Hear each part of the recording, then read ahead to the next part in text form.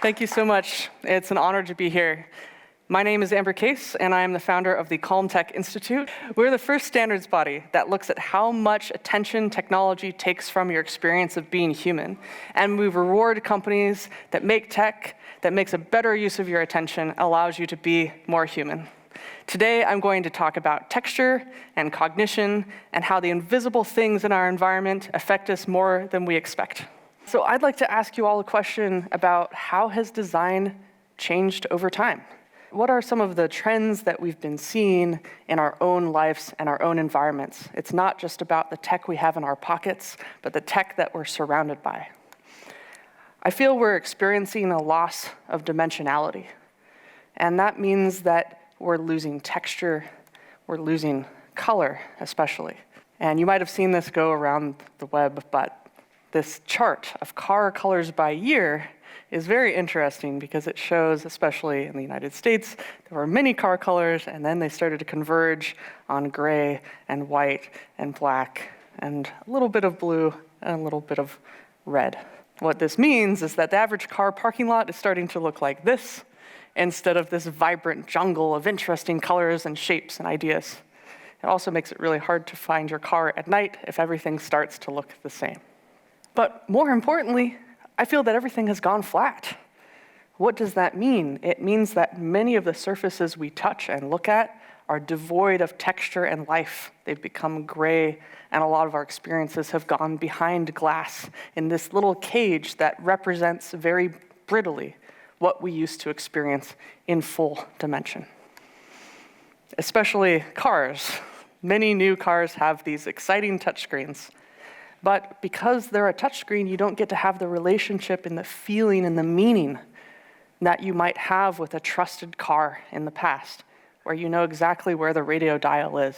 And there are small ridges so that you can find it with your hand, that you know where all the different radio buttons are, and there's little raised dots on them so that you can look in front of you when you're driving and you don't have to stop talking to somebody else to say, I'm sorry, there was a software update and I no longer know where the windshield wipers are on the car that I've owned for the last 3 years.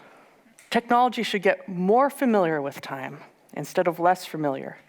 It should become something that you can enjoy doing something else while you're using, like a trusted radio so that you can sit there and paint or stare out the window.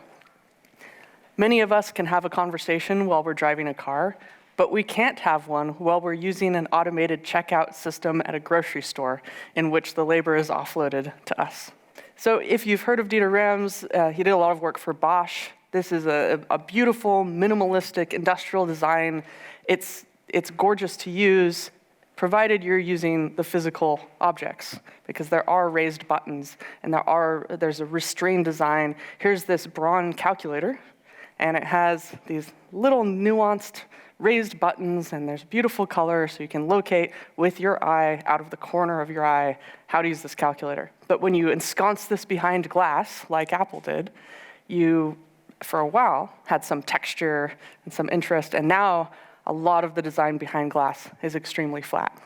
Here are some really fun products that people use that still work today. And there's a great book you can read called Soft Electronics, which is one of my favorite books. It goes through the history of all the kitchen appliances and weird things that you can use to curl your hair that are fun and friendly and colorful and delightful, not just millennial gray. Distracted driving is literally this loss of touch, this loss of texture. But when we think about how that works in a lot of our environments, there's a lot more distraction that's happening just because the mind is expecting texture, it's expecting input, it's expecting life, dimensionality, and color. And when we walk into an environment with less of that, the mind says, I'm expecting something. In a jungle, there's so much life that the mind says, wow, this is great, I can thrive here. But when all of that's taken away, the mind goes, I'm expecting something. Can I live here? Is there anything alive here? And there's an unsettling feeling of being in this kind of non-place where you don't have any identity or relation or history. And our hands have eyes too.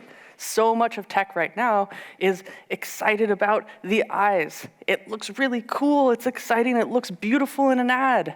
And then when you take it home, it's not a very good roommate. It doesn't feel good to use. It doesn't feel delightful.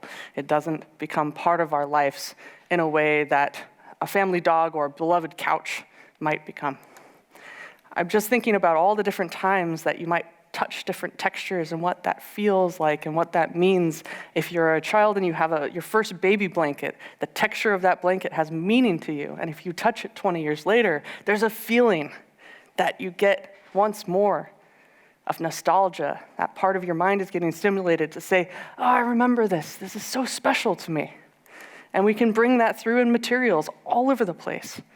One of my favorite people is Paula Zuccotti, and she made this beautiful photo essay as an anthropologist called Everything We Touch. It was a 24-hour understanding of everything somebody touched in their lives. And she went all over the world and put down a big piece of paper and took everything that someone touched and took a photo of it. And you can see what people are touching in the morning, what people are touching at night. And I thought maybe there should be an edit to this. What you touch based on the time of day, but the size of the object is how much you touch it, and how much of what we touch has become glass. I think a lot about walking dogs. When I wrote my thesis on the iPhone in 2007, when it first came out, I was watching business people in San Francisco walk their dogs with a new iPhone. And for the very first time, instead of a BlackBerry where you could type without looking, I saw people put their dogs on pause because they had to look at the screen. And so they stopped on the hill while they were walking their dog, and the dog looked up at them and said, "What's going on?" I was like, "Rrr."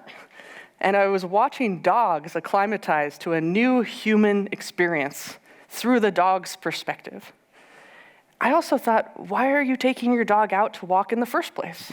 And very much it's about a dog's own need for social network updates. Everything they're smelling in the environment is about status updates. Here's where this dog was. Here's what this dog did. Here's a new smell. Here's an angry smell because I'm mad at that dog because they got there before I got there. Now let me mask that scent with my... It's always about what do people want to do in the morning 1,000 years ago. You wake up and you understand what's in your environment. What's new? Because what's new is about making sure that you survive. What's new? What's a new indicator plant to tell me the pH of the soil so I know that it's a certain time of year to plant something else? What about the tracks of an animal? Our minds are developed to really, really understand all this tiny little difference and basically read the news in the morning. But when the news comes behind glass and it's everything in the world when you wake up, you want to get this information, but your thoughts aren't your own. You're not looking at your local environment. You're looking at a global, very sugary, processed environment, and it's not the same. And so if we go on a walk, we get to be like these dogs and sniff the original social network update of what's going on in nature. So what does the mind actually need? What is the mind expecting? What does it crave? And when we get a very low quality compressed version of it, why do we feel so unsatisfied after 4 hours of binging some sort of social network? All of this variable input that you have as a kid, running around, falling down, looking at rocks, zooming into nature, checking out all this high-resolution information, is never, ever going to compare to just that little tiny information that you might get from a phone. This is me walking around a tree in New York. I had been on a computer a lot and a screen, and I was really exhausted, and I just ran around a tree with a stick and yelled, "Ah!" Because it was New York City, nobody cared, which is great. But afterwards, I felt so much better. And I was wondering, what's going on in my mind when I'm in nature? And I realized that running around with random soil below my feet and using a stick, attacking a tree with it, was giving me the equivalent of a kind of screensaver for my mind, because I was used to just consuming content in a very structured form and walking on concrete that was always the same. And suddenly my mind sprang to life and started to calm down and felt so much better afterwards. The Greeks had these two concepts of time. One is Chronos time, which is the time that you experience when you're promised that a piece of technology works well, but you have to configure it because there's some sort of software update that you absolutely must use before you can get a rideshare. This is not the time that you remember on your deathbed. This is not special human time. This is the time we were promised that we would have less of when we used modern technology. Instead, there's the opposite of this time the Greeks called Kairos time. And it's the time of falling in love. It's the time of a sunset. It's the time of going to the park on the first beautiful spring day and losing track of time and not needing to look at your phone because the environment is just so much more dimensional and rich and beautiful. And this is when you remember that you're alive as a human being. And this is the time you remember on your deathbed. And this is what we're working towards. Calm technology puts human Kairos time in the center, and everything else is peripheral. It supports you, becomes familiar so that you don't have to think about it as much, you just use it as a tool. Walking in the park is really important. Of course, we all know this, but we forget that we can take our meetings in the park. There's a beautiful park right near here that you could just take your meetings in. And I would say, as a tiny experiment, think about if you could do a meeting or two a week in the park, how much different the outcome might be. If you're surrounded by a supportive, fractal, high-resolution environment, what it might mean to when you're actually trying to solve a problem. You might ask a question, why did we go down that direction anyway? Why are we doing this? Is this really a good idea? Or, wow, I was really, really caring too much about a thing that didn't mean anything. I wonder what it would be like to think about it slightly differently. This is a picture of the natural garden at Portland Japanese Garden. And Francesca Snyder, who operates this garden, says, "It's amazing how hard I have to try to make this look natural. People do not see any of the work that I do in this garden, but they experience it, and that's all that matters." And I think people don't understand how much complexity and time goes into making a beautiful, wonderful experience, but it's worth it to be able to walk through or watch people walk through this thing that you set up and say, oh, this is so nice, but I have no idea why. This is my favorite new term. Instead of ADD, it's nature deficit disorder.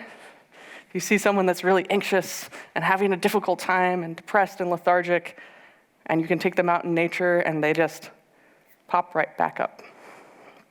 Early on in Victorian times and before, people would commission landscape painters to make these beautiful oil paintings to go inside people's homes so that they could experience nature in the wintertime, usually in a castle where it was very dark.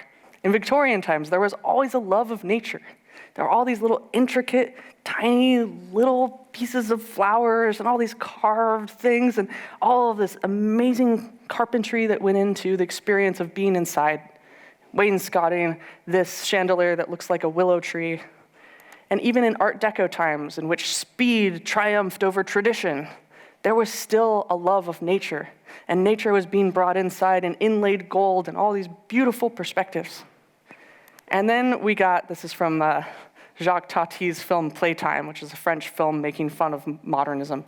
But then we got this idea that everything should be flat and smooth, and there was no love of nature. And to bring back nature inside, and to bring back a view of nature inside, is really helpful.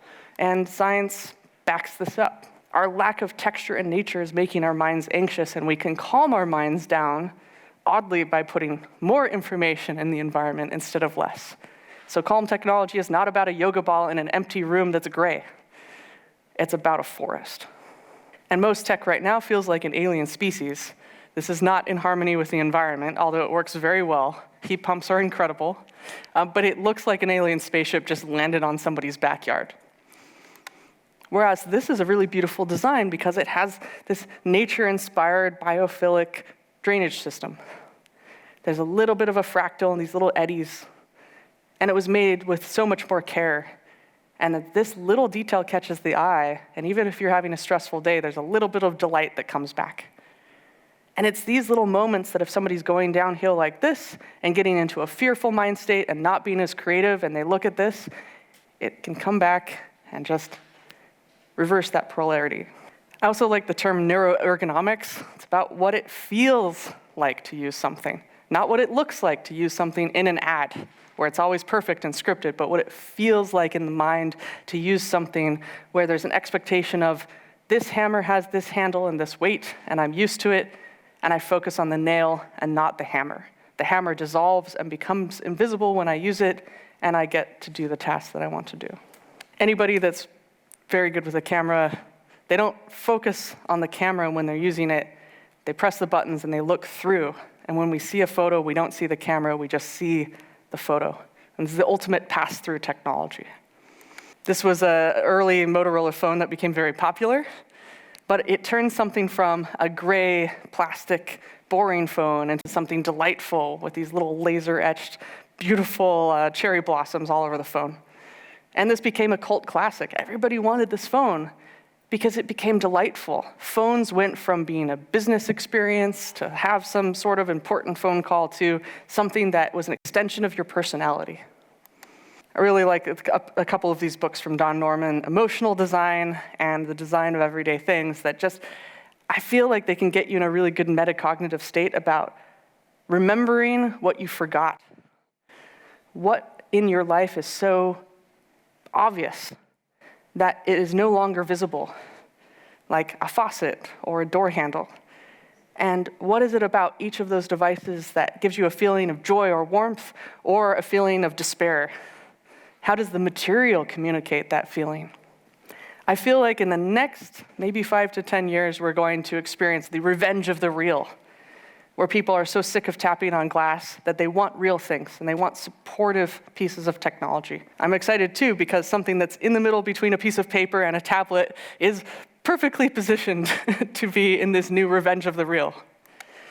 But when people are seeking texture, they're going all out to experience this texture. This is a series of installations based on a children's museum, but it's for adults. It's called Meow Wolf, and they're very quickly going all over the United States. But it's a handmade human-scale environment that's extremely detailed, and actually it has all these sensory awards because people can go in this for 6 or 7 hours and not feel exhausted, even though it looks really complicated and there's lights everywhere. The way the sound is designed gives you lots and lots of little pieces of information at high resolution. Just like you walk into the forest and you hear birds at different distances, the sound design, the material design, and everything is calibrated in that way so that it actually feels like nature. And you could let your kids run around in it unsupervised for a long time, and they won't fight. This is all part of what people are calling the experience economy, where people want experience instead of sitting in front of Instagram and looking at some sort of ASMR video of slime. So we need more information in our environments to feel calm, and this environment doesn't look calm, but if you are a pilot, the lights turn on when you need to pay attention to something. All of the information is there for you when you need it, and you can glance and make a decision. It's supportive information. Or if you're working and there's a lot of information out the window, everything is much more relaxing, creativity is better, and decisions are easier to make. So we're affected deeply by information in the periphery. Tactile paving tells us when not to go into the train. All this subtle texture tells stories about our environments and gives us more information, but makes us feel at home and centered and makes an environment memorable. If you're using a printer, there's tiny little raised dots so that you don't have to look at the printer when you're using it. You could be in the middle of a conversation and enjoy this. And just touching a natural material like wood can feel warm and vibrant and joyful. A lot of what we experience in the environment isn't visible, though. The other part of the environment that I really care about is the invisible one. Just the amount of CO2 in the environment can dramatically affect how you experience it and how much information you can handle and how much you can learn and what decisions you can make. Now, in Norway, almost every place I've gone has some sort of invisible, wonderful standard about CO2 because I bring a measurement system with me everywhere I go, and this has the lowest CO2 I've ever seen in the world. It's about an average of 450 to 550 ppm, which is about the same as the outdoors. In the United States, when I've been in a conference room for many hours with a lot of people, you might see ppm go to 1800, and everyone's feeling tired and they're trying to drink coffee and they can't make any decisions, yet they can't make a decision to leave the room and go take a walk in the park. So you end up having all this wasted time. And so I loved to make the invisible visible and see what we can't see. So there's a lot of research around this, and some of my favorite pieces are every extra 100 ppm of CO2 above the baseline linked to slower response times and more typing errors. Some of the research, higher ventilation rates improve the performance of workers by 8%, where people were getting paid maybe $60K, it was $6,500 increase in employee productivity per year. There were a lot of people who said, we don't want to increase ventilation for people, it's very expensive. It was only $40 per person to increase the ventilation to the highest amount. I think it was cycling the air 5 times per hour. And there's a dramatic increase in the experience of people at work. Decision-making scores drop 15 to 50% when CO2 is raised from 600 ppm, average here, to 1,000 to 1,400 ppm in a controlled office. So they took 3 office environments and didn't get rid of any CO2. One, they had the highest ventilation, one they had in the middle, and they noticed humongous differences in how people experience those environments.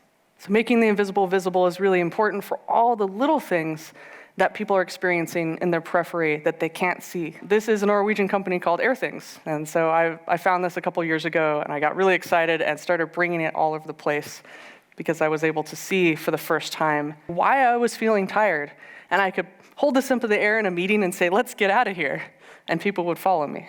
Also certified this Calm Tech because it's e-ink display, and you wave your hand over it, and it just tells you with a simple color if your environment is good or bad. And then, of course, there's an app that gives you all the details over time. So nature and peripheral attention are also super important, and nature has linkages to, of course, less CO2. But there are more economic benefits of biophilia and fractals and green. There's a window study, adding windows to an office, just to see if it was better for people. Of course, we all know it's better for people, but it was 67% faster task handling, and they said that there was a payback in 4 months for productivity gains. A lot of times you have to show that there's a productivity gain to afford making things better for people. You can't just say, this is good for people. You have to prove it. So finding this research is very important. It's not just about this type of window where there's not a very exciting view. It's about this kind of window where there's a really wonderful view because there might be a courtyard that has all of this interesting stuff. It doesn't need to be real plants. It can be fake plants, but there needs to be enough texture and fractals and weird things that your mind can latch onto to make you feel better. Or you might get trapped in a fear state and not be able to make a good decision. And then the CO2. This is a very intense looking place to work, but this is one of the most successful work environments ever made. This is the great workroom of the Johnson Wax headquarters, made by Frank Lloyd Wright in 1936 to 1939 in Wisconsin. And it's a biophilic savanna. This headquarters felt very strange because, of course, there's these huge things above your head, but it made this safe environment for an open office plan that people could really enjoy because they felt like they were working on a savanna in nature. Here's another example of if you go into the airport here, right as you land, there's a huge wall of green. And it's all real, it's very expensive to produce. But it turns out that if you have a retail environment with a lot of green, you can charge more. Surprise, surprise. Customers are willing to pay 20 to 25% more for the same product in a green environment and 15% more for specialty shopping. Of course, this makes a lot of sense, but also it means, and I don't know how much this has been studied yet, the people in that environment who are working there for 8 hours a day are way happier as well. So why would you not do this? Because you're going to have people show up at work more often. It's been linked to 15% less employee absenteeism to have a greener space. And people are looking forward to coming to work. They're enjoying being around the oxygen and looking at all the fractals, and they report less sick days as well. One of the other things that I love to think about is light. Light is very strange because we have all of these LEDs now in our environment that produce artificial light. And it doesn't feel the same as incandescent light. If you go into a restaurant, it's a very low light, but it still doesn't feel right, it's probably an LED light that has a flickering dimmer on it. And so it's oscillating like this. It's turning off and on really, really rapidly, and you can wave your hand in front of it and actually see a trail of your hand over time. So natural daylight is one of the best things to have in a space. It's been shown that daylighting in schools, just having access to daylight, helps learning quite a bit more. So 20 to 26% faster learning rates in natural light. Part of this is less eye strain, and it just feels nice to be in natural light. You might have a window that has some biophilia outside, so you can see some nature. But indoor light is very different. You might have something that's way too bright and intense, or way too dim, but it's been dimmed artificially, and so you have different kelvins. So this nice, beautiful candlelight might be closer to 1,000 kelvins and make you feel different, and then a very bright task lighting like 6,000 Kelvin is going to affect you differently. But there's another really nuanced thing that most people don't notice. When you're in a museum and you see the bright, beautiful colors of a painting, or you're in a very high-end store and you see a bright red handbag, it's all about color rendering index. So if it's a high color rendering index, you can see all of the bright colors in that restaurant, and if it's low, like most average LEDs, the spectrum starts to fall out. And so when you go into a dressing room, for instance, you might look a little bit like a zombie, because all of that red has been taken out of your skin and you feel very pale, because you aren't getting that full spectrum. And so in a low CRI environment, it's harder to focus. There's this feeling of lethargy. There's also blue light, which we know more and more about these days, that can disrupt circadian rhythm. Car interiors that have bright blue are going to be really annoying because you have to focus on the bright blue, and then on the road, you're constantly refocusing your pupils. There's all these new smart toilets that are super bright, and then you can't go back to bed afterwards because it's really inflamed your vision. Here's what flicker might look like. This is a beautiful chateau in France, and I took this photo, and the feeling of the light inside was absolutely terrible because it had all of this flicker. So we also can call this pulse width modulation. This is what it looks like.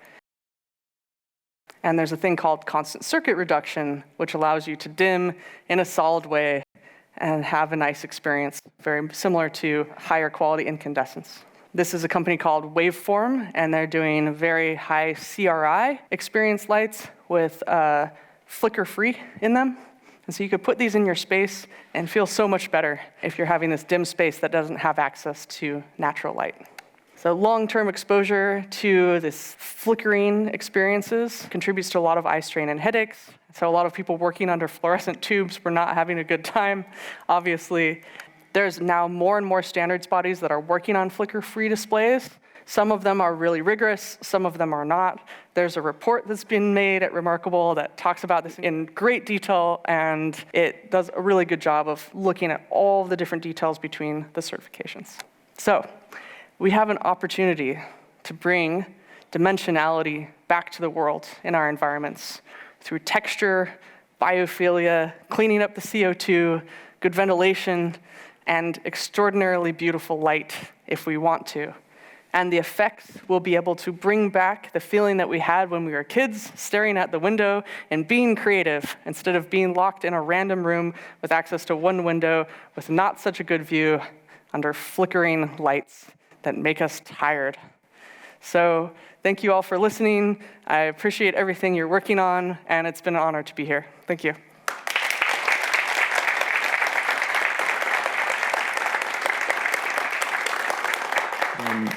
In relation to, I was a bit interested in that you talked about texture and details and decorations in general, and I was thinking if there's any specific rules you can apply, because if you have like a physical object, you have some texture and you have some details, which makes it nice, but if you look at the camera, for instance, and you had like decoration on the viewfinder, that would be a bit distracting. So is there anything to be said about details on like tactile interface versus like visual interface, like a display? That's a great question. So what I'm hearing you asking, it's when you're on a screen looking through something, how are there rules about distraction and non-distraction? Is that right? Because a lot of interfaces today are like you remove all the unnecessary decoration and detail to make it more distraction-free, but again, you also want some kind of delightfulness. Yeah, so this is a great question. I feel that the video games have solved it really well, because a video game has all this information in your environment that's right at the edge of the screen, and you're walking through, and it's giving you all the information you need, your little tiny map, and the little thing that when one click you can see your inventory, your health status, and all that information. When I see a lot of people designing some sort of interface either to look through or on a piece of technology, they might design it very beautifully visually, but it doesn't feel good to use. Because it's not really about supporting cognition and supporting decision-making when you're in motion. So I would say testing it in motion and testing it while trying to do a task extremely quickly in a stressful situation. So I would say the optimal testing for this is carry a baby in one arm and be in the checkout aisle at a store at the busiest day of the year where people are really stressed out, and then try to use the interface. Because a lot of people are testing it under, oh, does it look good? It must feel good to use. And then just watch to see if there are any points where there's not a very good experience. And there's this little feeling, I wish there were a term for it, maybe there should be a term for it, of this, it's like this friction that doesn't feel so good, as if your brain has a little bit of sandpaper dragged across it, when you use a button or something that looks nice but isn't fun to use, like when you're trying to use a parking meter app and everything is pretty good, and then there's suddenly that punctuation right in the middle of the sentence and there's no flow.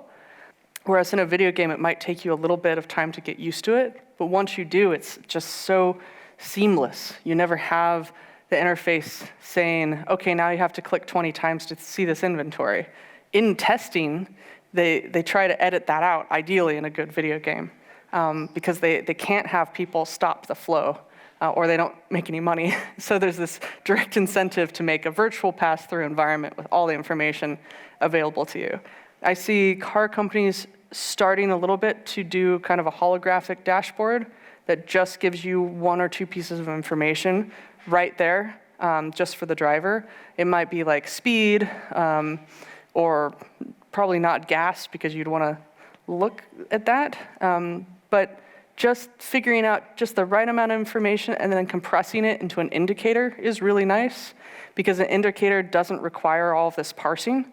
So you can be really tired and just glance and understand very quickly without having to read something in a specific language.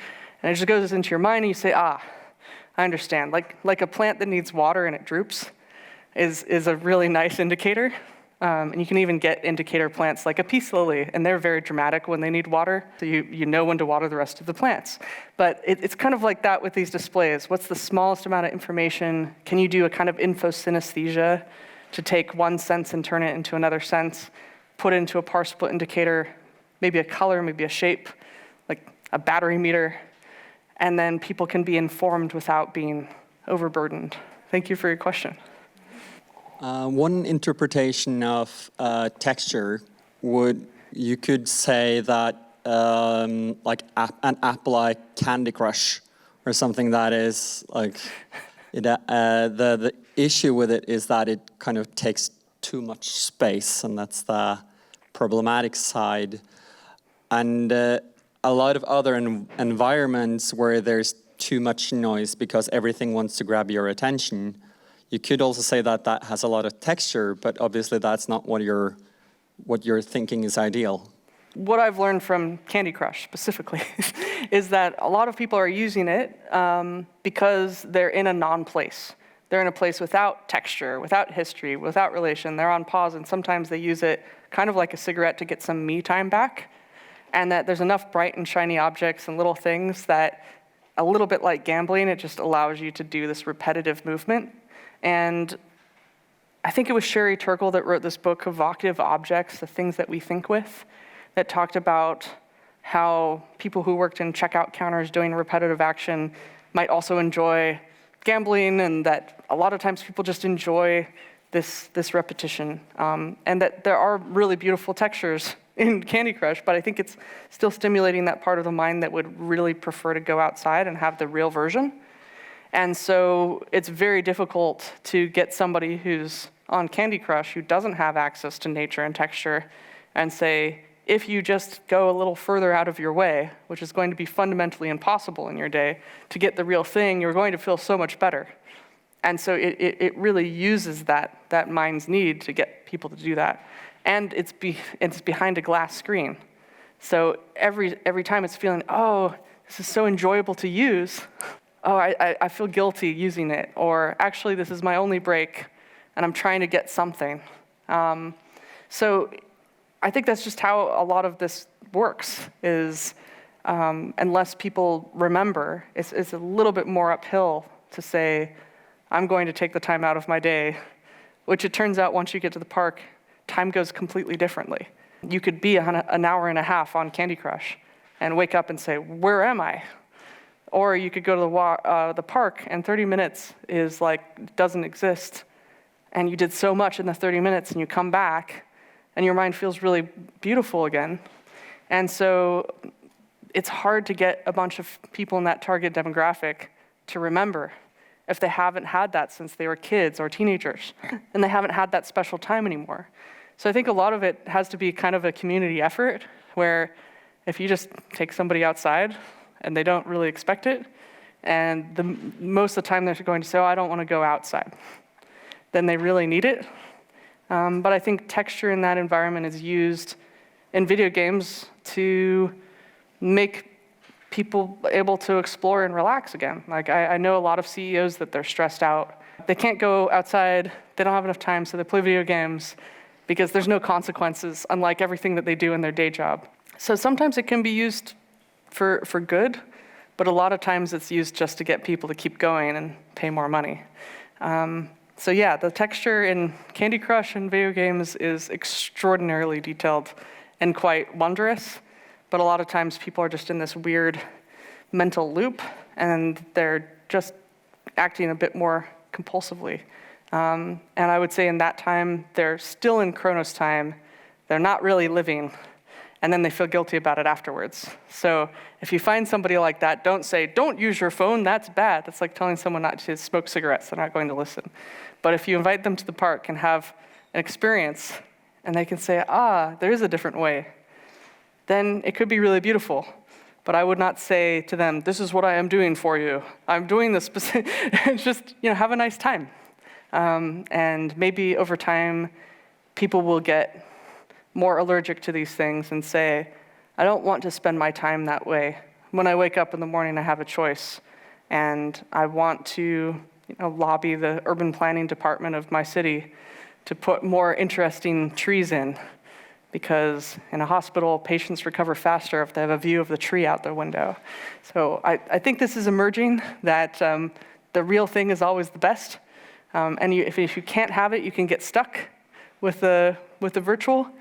But if we can get people to remember the real, again, slowly and surely, I think we'll have a better experience of life overall. So thank you for your question.